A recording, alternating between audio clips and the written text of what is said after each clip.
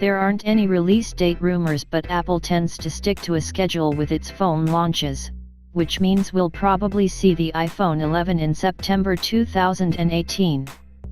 More specifically, based on past launches, it will probably be announced 1 or 2 weeks into September.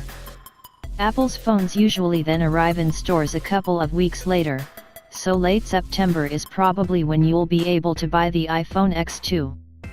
While the iPhone X took longer to reach shop shelves, that was rumored to be down to delays in producing components, so unless Apple wishes to artificially hold back the new X, possibly to create demand, chances are the iPhone 11 will appear in September 2018. We don't know what the price will be yet, but it's a safe bet that the iPhone 11 will cost a lot.